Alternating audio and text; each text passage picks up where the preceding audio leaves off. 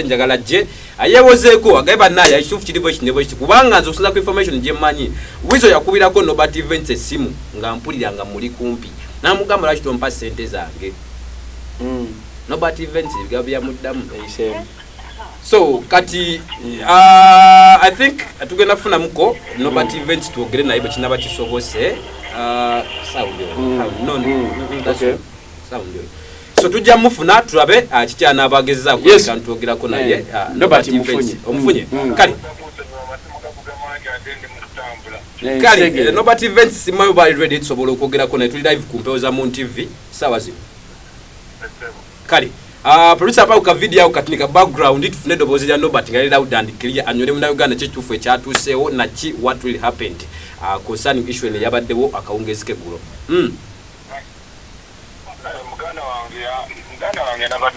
ngabe umanyi twakola contact ye bayinendezekanya zetwalina empeza nkubidwa watuse kuli reconciliation ekunkuba alinendagana nga lina omusasula emiliyoni ana alina muwaka emiliyoni 2 asigala abanja 2 kati nga buli tebo tulina ende mu ndagaano buli tebo sente zetusasulwa ku tebo Umaga wana fikite kati tebo bube batunda tebos batunda tebos asatu mwemu emu tutagibala netusikaza milioni buli omu tebo 15 zena wamuze tebo 30 tegeeza nze nalinako tebo 15 ze milioni 45 milioni 15 times etebo 15 times 3 milioni za tebo milioni 45 baba ko milioni 12 kati kakutegeeza zibali bamanja abiri nga baba basazeeko sikala nze manja ye 13 utwatuzo kuli konta ina ngambi babala nga tebakkiriza kwejja mu mbeera awo neyefuula atamidde nga ategeera okutekawo eyo embeera y'okwebala ate manja nzambala muwe sente ate nange mugamba nze nkubanja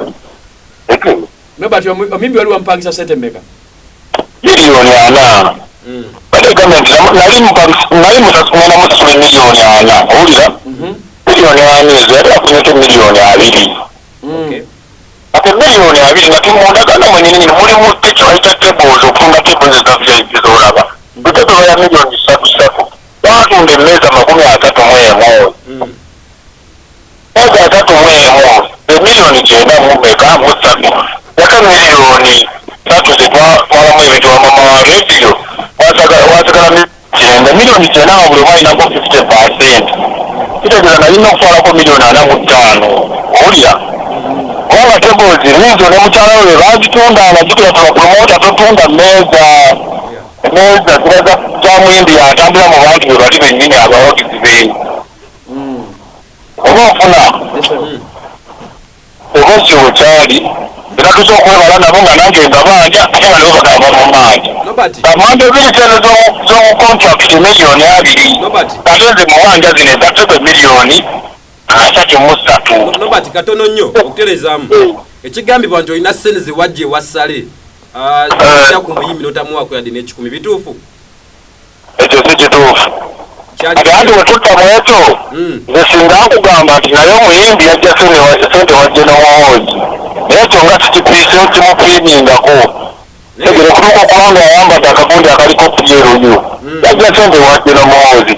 ebyo sibitunuulidde kutunuulira kiri mu ndagaano yange naye otegedde kati ki ekiddako nenzeko mukyalo okufuna bujjanjabi kale then n'ekirala njagala kwerekereza Nobert Events kigambibwa omuyimbi abadde amaze ebbanga akubira amasimu naye nga akunoonya takufuna buzibu ki akulimba nga ne concert bweyagwa wiiki yaddako twasisinkana nga nangamba n'okungamba nti Nobert yamba tusiro mukado nali kiri muwewaka ali muwewaka just bejalabya nnyo kati sente otwava mu concert basigala bejalabya ng'abalowooza nti bakyalina ennyingi kati sente zamuweddeko ate bamanyi enkwata ya sente sente zamuweddeko kubanga omukyala kati abadde yeekuba makeup wa miliyoni 1 engeri yasiba za bukadde 3 Sege yakati wetuba sente zaba wedde kwa sula mu bbala wasula banywa. Kumanga wanya kwa bei. Sege. Ekyo tuba kuma mu ko milioni 3. No but walo kwa sente za mu weddeko. Ate sente za ntinga akyabanje. Because that's how it's for life. Waloka odi yakatambula nga ngogamba Wizo nti wamuyamba buyambe muteka yatali mu bantu. Kitufu. Kati kambuze kwa tumaiti muyamba. Kwa tumaiti no muyamba. Nate no mulangira. Namugambye nimugamba naye Wizo wali badde okola bino ebintu ng'ensiyonali ekuleseewo okuba kulangira. Mukyanga radio omugenzi yafaani yali amutegese ne bapromota kati bakyamutegeka naye kati ku kyeyankoze expo agenda zisangawa. Ati ogenda kulopa omutegeka bakuba bapromota anetegeka. Ogenda kulopa oba bamusonyiye. Okufuna obujjanjabi abira ankomyewo. Kali tweyanzege. Okay. Bigambo bye by'omukuno but events ageza kulabika nti alambula embeera nakyo kyagonze on down the road. Mugeza ko mtafuna bujjanja. Bakubya mu kirambo. Nogende kubya bujjanja bikati. Kale bachita program lucha extra Monday paka Friday of course bampita Fredza ne mna John Bosco atugeza kulabika nti kwasaganya ensonga mukole fani yako dalabo 00 asatu mubiri 0010 ko boiso baka oba SMS stories nyingi naye agambye bwa ageze ko wa abana Uganda nsonga za nobody endabanga ebugu muli story natandikira wencha agambye bwa ageze ko ageze ko mchalo funa bujjanja obwachi ba mukubye ali bubi tewalaba no ali skedu ya mukuba muko nayambala kino ekigonde mu bulago nabasi mugana ngoyo naye kale kalifuna ndo simu nga 2 mo babiri babaji baja kuwa story ya gundi ya King Fanalien skin esonge ziba cyankalanya za mchala King Fa nabade ne King Fa to mutwa jamutu wencha 0702 1014 lukaga 11 ko bosinziro okuba simu oyogerako naffe 0702 1014 lukaga 11 mu TV woli wetuli nachali wangu naweza kama sinagamba Wizo yetaga counseling Wizo yetaga counseling yagamba itali okay kale unagambe na side zombi tuzitunulire banaye lwachi palaso yabadde atutte simu y'omusajja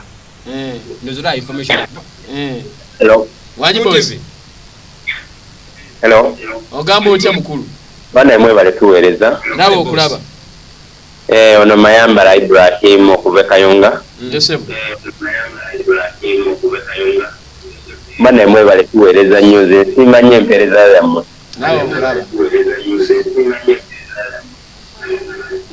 kale